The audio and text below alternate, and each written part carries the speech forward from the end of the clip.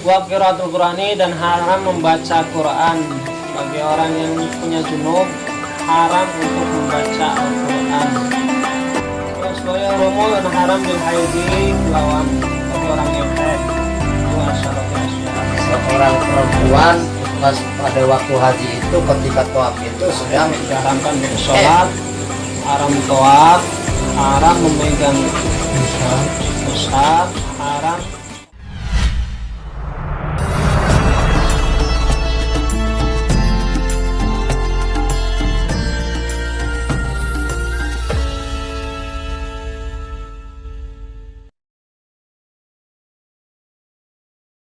Qala musannif rahimahullah wa nafa'ana bi ulumi fid dharain amin. Amin ya rabbal alamin. Bismillahirrahmanirrahim.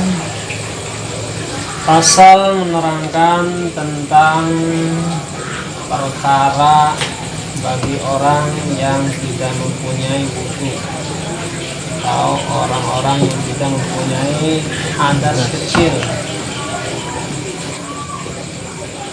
Yang pertama yaitu haruma, maka haram alainya tasewong bagi orang yang tidak mempunyai wudu, yaitu haram 4 perkara, arba'atu asya'a. As-sholatu, yang pertama haram sholat bagi orang yang mempunyai hadas kecil yang tidak mempunyai wudu, itu diharamkan untuk sholat. Sholat apapun, baik itu sholat fardu maupun sholat sunnah.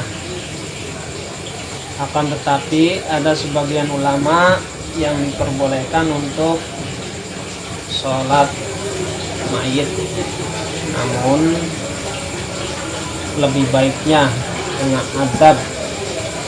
Ya, namanya sholat itu harus suci.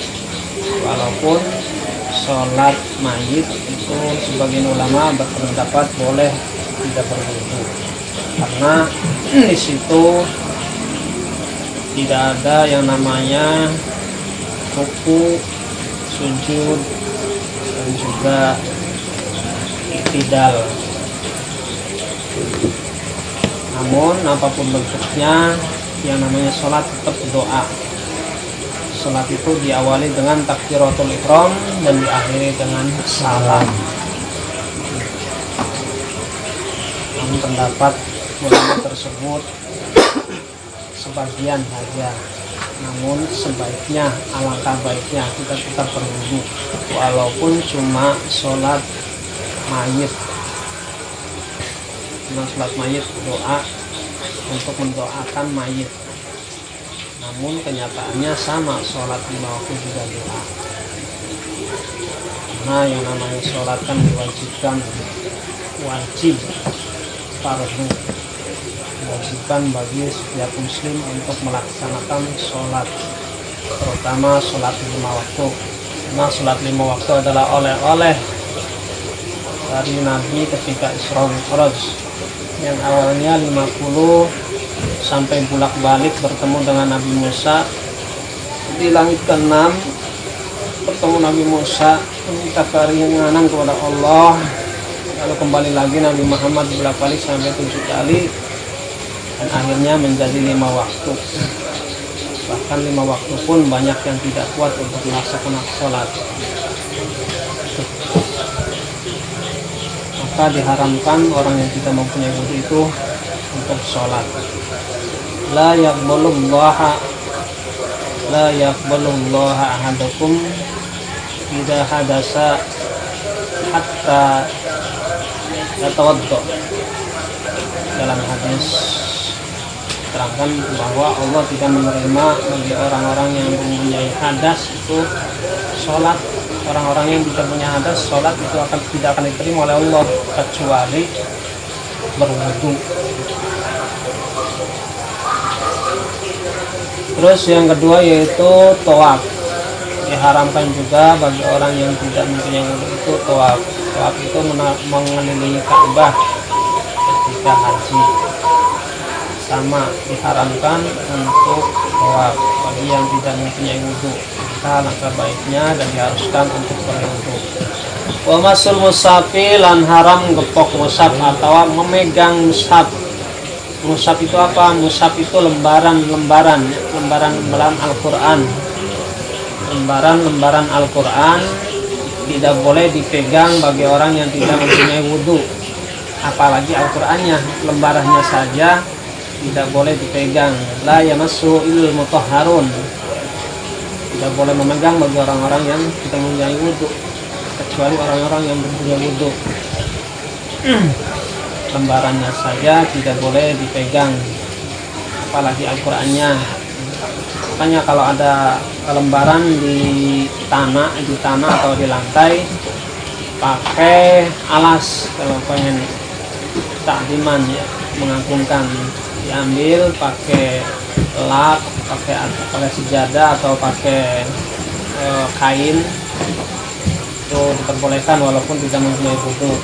Atau ada Al-Qur'an ngeletak, Al-Qur'an ada di bawah, itu harus pakai penghalang, harus pakai kain atau apa, pakai kayu, bisa sekiranya tidak langsung memegang Al-Qur'an. Karena yang namanya Al-Qur'an itu harus di atas tempatnya, bukan di bawahnya.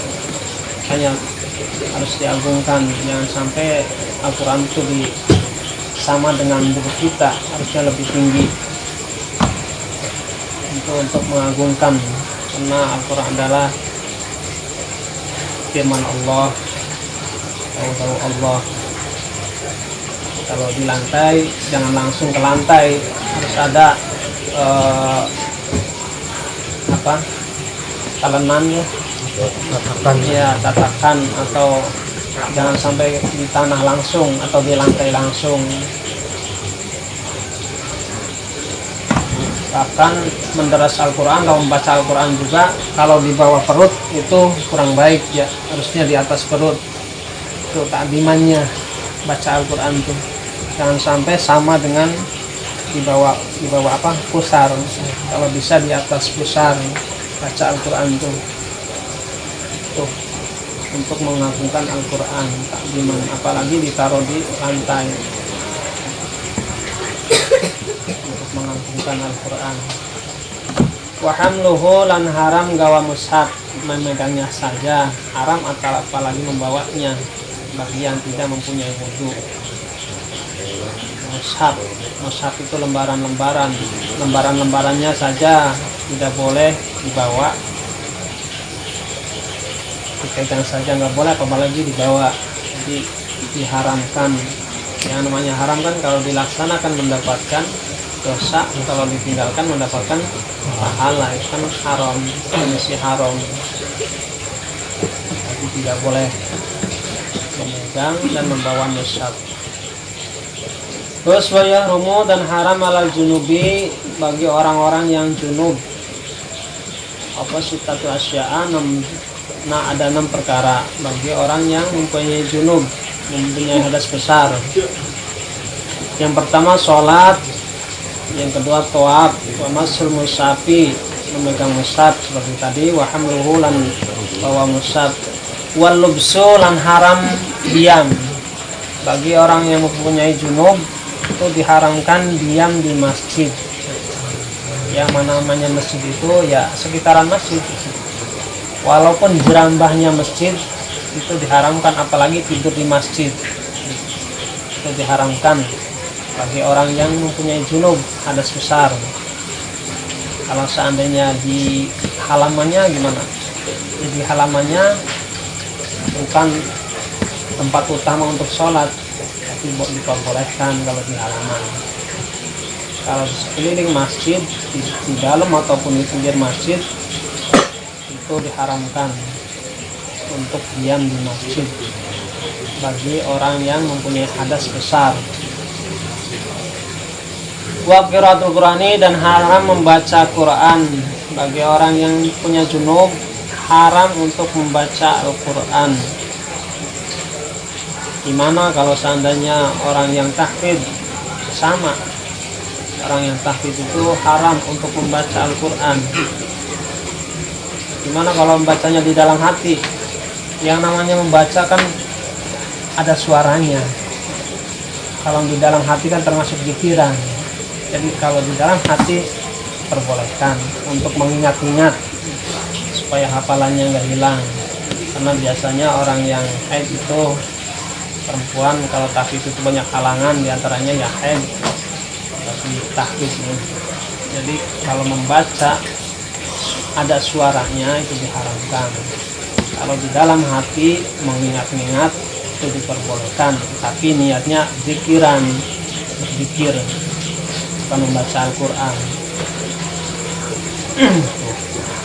Terus waya rumu dan haram bil haidi, lawan bagi orang yang haid itu asyarati asya, ada 10 perkara.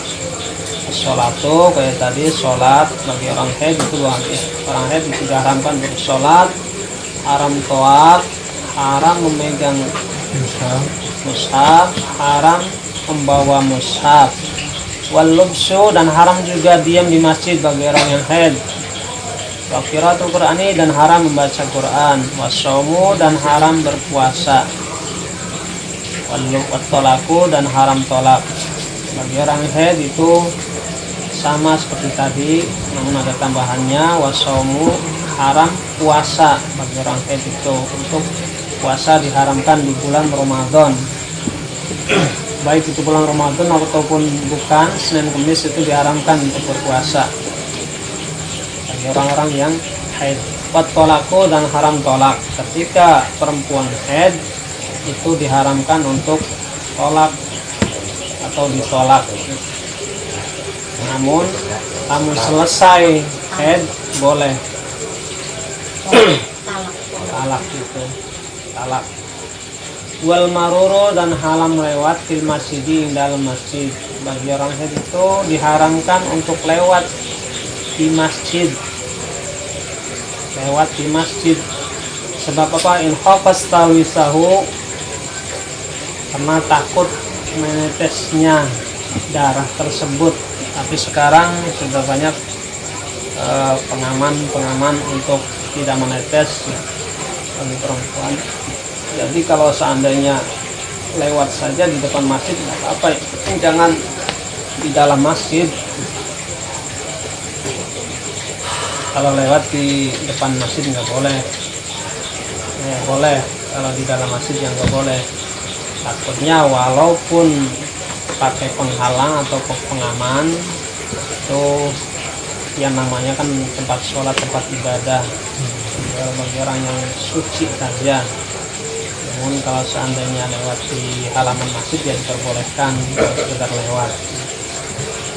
Wal istimta'u bima baina surati wa rukbati, dan juga bagi orang haid itu tidak boleh bersenggama baina surati wa rukbati, di antara pusar dan lutut. Jadi ketika perempuan haid tidak boleh melakukan hubungan suami istri di antara pusar dan lutut. Kalau pusar ke atas boleh, seandainya orang tersebut tidak mampu untuk menahan hawa nafsu, boleh pusar ke atas. Namun ketika melakukan sesuatu di antara pusar dan lutut itu diharamkan ketika wanita tersebut dalam keadaan haid, karena bukan menurut Islam saja, menurut kedokteran juga sama. Karena takutnya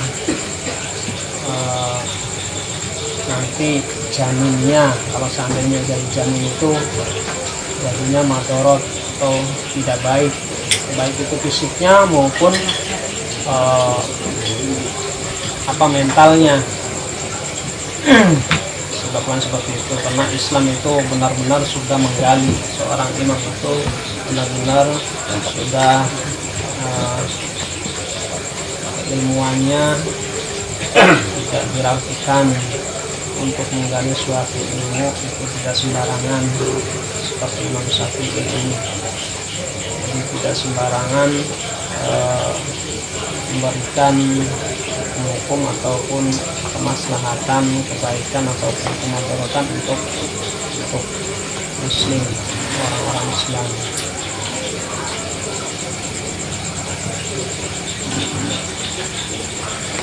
Udah wis semono sepasal.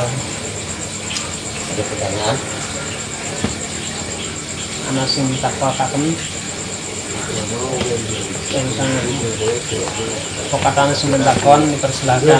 Ada pertanyaan apa itu hanya khusus untuk di daerah masjid aja, Mang? Apa tuh?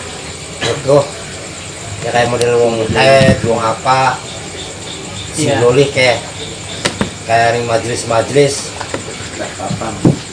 musola terbaik.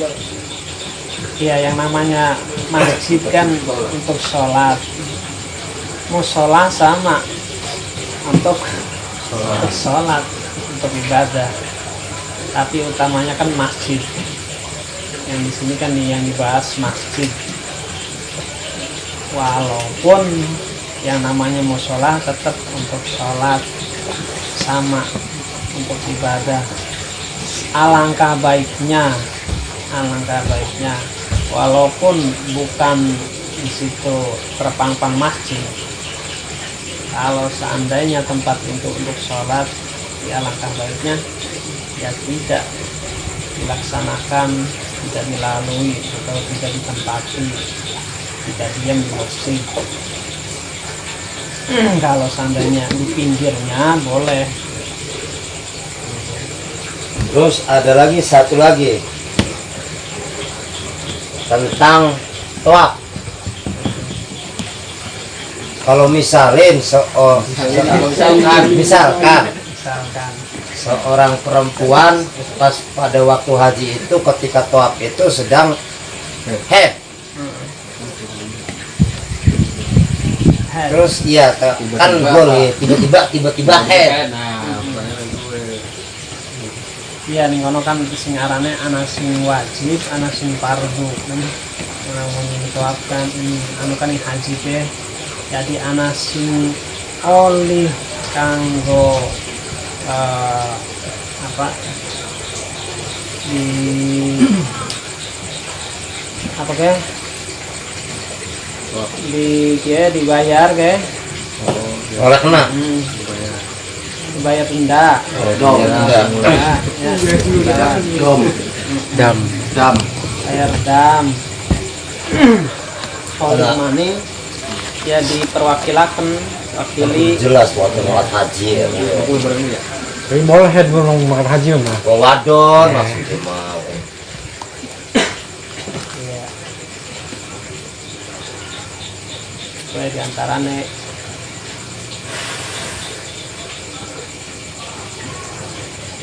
namanya sholat. Sama sholat itu kalau seandainya orang wanita tersebut pas mampet contoh mampet ke waktu jam 4 tuh, jam 4 kan sholat asar, berarti sholat zuhur kudu di kodo bagusnya ya 5 waktu ini kelewat dan kodo subuh tadi jadi kodo namun puasa pokoknya sedurungnya puasa maning kudu wis dikodo orang head kudu lunas. Contoh pas puasa dia puasa ke bobol kena head hitung dina, berarti setelah hari raya Idul Fitri Syawal ya kudu puasa. Lambil Syawal ya bulan Arab pokoknya sampai Ramadan bulan tahun depan, sebelumnya bulan Ramadan yang akan datang itu harus selesai kodoknya.